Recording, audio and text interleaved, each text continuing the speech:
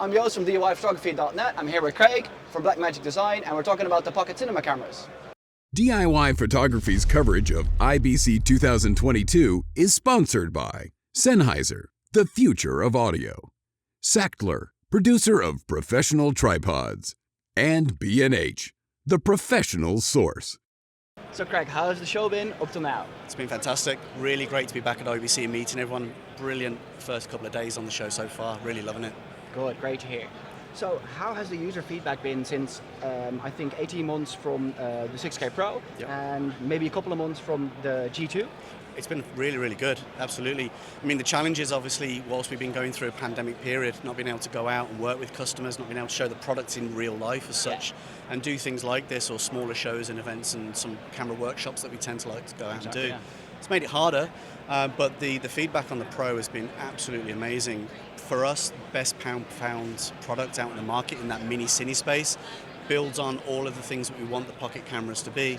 And then we, with the G2, took an opportunity to look at what existed in the range, took a couple of features from the Pro down into that middle choice, and then give people a little bit more for their money in terms of the operations and the functions of the product.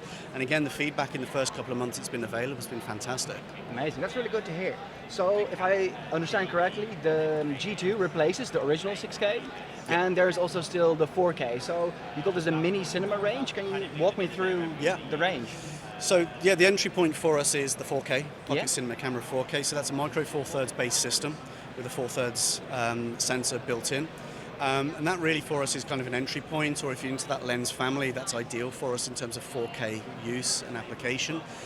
It's got a fixed TFT lens LCD screen on the back. It's got all the functional elements you'd need within the camera.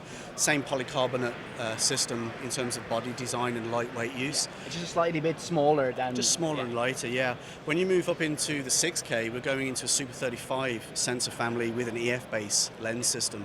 And then what you have across the range of products, so this being the G2, is we've integrated, so you've got now a tiltable screen on the back of the camera, which makes it obviously a lot more versatile and more usable. We've got dual XLR inputs, we've gone up to a higher capacity MPF battery system, and then in terms of the camera, it's a little bit larger in hand, but you get all the benefits around the Super 35 in the G2. You've also got the option on the two 6K cameras of adding an EVF. So the LCD screen on the back is certainly functional and useful for a lot of people, but if you work closer to the camera, you prefer to have something as an eyepiece to work through, you can add that to either of the 6K cameras. And then on the Pro version, stepping up to the top of the range, fundamentally the differences between, say, the 6K G2 in the middle and the Pro at the top end is we have the built-in NDs in the camera.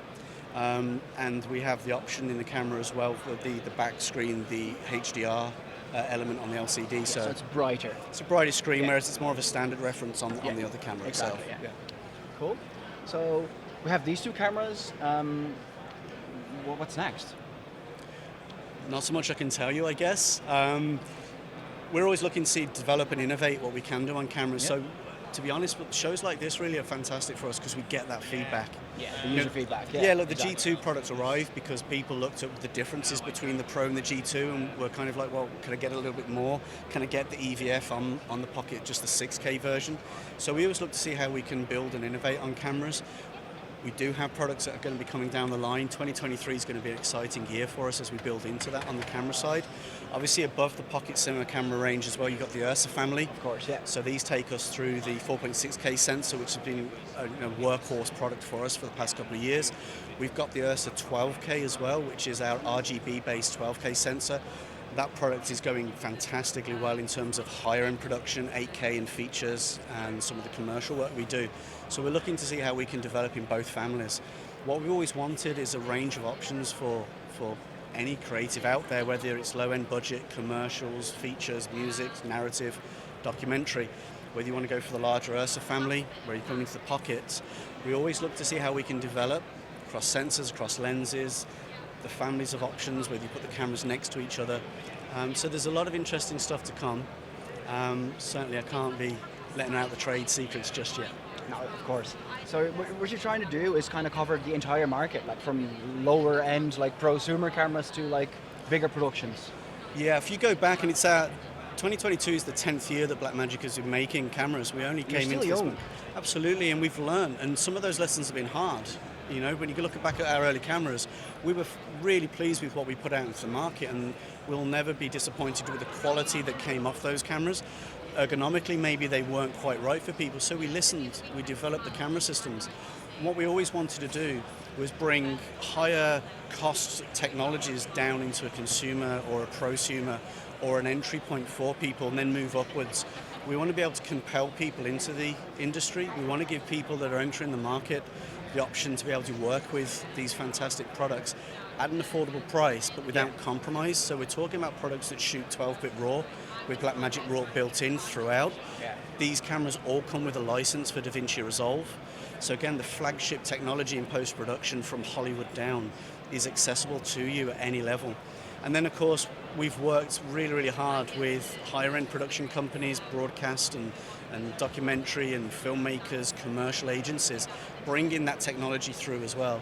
So what we learned from those higher end guys and those technologies that we developed come all the way down, whether you're entering the market or you're just looking for more affordable solutions with leading technology. Yeah. I think you're making really high quality output cameras for the entry makes it a lot easier. Price shouldn't be a challenge. Exactly, yeah. That's the thing, you know, our consensus has always been, as a creative, why would you compromise on quality, or why would you have to risk your business or your creative idea by price? Yeah. So that's always been our guide. We want to get products that are affordable, we want to be attractive to people, we want by the quality that they offer, and we want to just open out that. So as creatives, particularly young filmmakers coming into the market space, we want to make a product that just answers everything you want. Then you concentrate on what comes through the camera, not the cost of the product at the start. Exactly. Yeah, so Blackmagic is like literally for like a beginning film student to like a high-end professional production. Absolutely, yeah, and we work with both ends. You know, we're Exactly, working yeah. with leading production houses on what they need, and you know, DOPs I work with are long-standing guys. They're working on multi-million-pound projects and leading kind of franchises you'd recognise. And I spend time with film students to go, look, these are the things, these are the guys that are going to be doing those jobs in 10, 15, 20 years if their careers go the way that we all hope. That's really good to hear. So a question we get quite often is, how does Blackmagic look at the Micro Four Thirds system, both the lenses and the sensor? Because we have the Pocket 4K, which is super popular and really affordable. Is there anything along those lines that we might see in the future? I think it's always open to us as an option. We've had Micro Four Thirds throughout the cameras that we support. We do it now with the Pocket 4K. We have a Micro Four Thirds option in our studio cameras, which is a different a different line for live production. And we know there's a really solid and passionate user base in Micro Four Thirds. It's a great system that suits 4K DCI, and the lens choice between that and Super 35 sometimes for people about depth of field and the way that they can manage exposure, what they want in frame, is always a preference for a lot of users out there. So I'd say it's something we'd always have open to us as a choice. I couldn't commit to say there's going to be product lines. Sometimes it's not the best choice. There are limitations in Micro Four Thirds going forwards, but it's something we've been passionate about using, and I use Micro Four Thirds systems away from my own, the Blackmagic cameras as well. So it's something I've loved using and working with. So we like to have that agnostic approach where we've got Super 35, Micro Four Thirds, and of course we adapt as well. We've got Nikon F, we've got PL, and other options available out there. Yeah. And is there any word on the full frame step? I think it's one we've looked at and gone, well, there's a couple of choices there. Again, it's about the demand in the marketplace. Mm-hmm. If we just come in with a product that's full frame and full frame orientated without knowing necessarily how we fit into that space and how our technologies work, then are we building something that people really want? So we're taking a lot of feedback from customers in terms of how would we address that full frame market and what could we be, where's our value? Yeah. And again, is that entry point or whether we work with those technologies? And I think then also there's a question around lenses. Where we've focused around EF and Micro Four Thirds, there's lots of choices in terms of how you want to address either the creative choice on the lens you use, the cost that you might want to associate with your lenses. So we need to see that being some sort of a value for our customers as well in the full frame market. And I think there's some growth to be done and some options maybe in full frame on the lens side that would help benefits both creatives and us as a manufacturer that we need to look at as well. Nice, super interesting. I think so, and as I said, 2023, and as we come out post-pandemic and hopefully things are starting to look better, we can get out with customers, we can get back out onto productions, we can work with DOPs, we can work with agencies and with film students. Looking forward to what the next sort of end of the year looks like going into the new year, and it's going to be an interesting time ahead of us. That sounds really good. We'll definitely be talking again before the end of the year. Yeah, absolutely. Hope to see All you. right. Right, thank you so much for this interview. You're welcome. No, it's great to see you. Yeah, thank you so much. All right. This is Joost from DIYPhotography.net at the Blackmagic Design booth. Make sure to follow us for the rest of the day and the rest of the weekend at IBC 2022 by subscribing. And make sure, if you want to win over $12,000 in Cine gear, to follow the link below. That's us for right now. See you in the next video.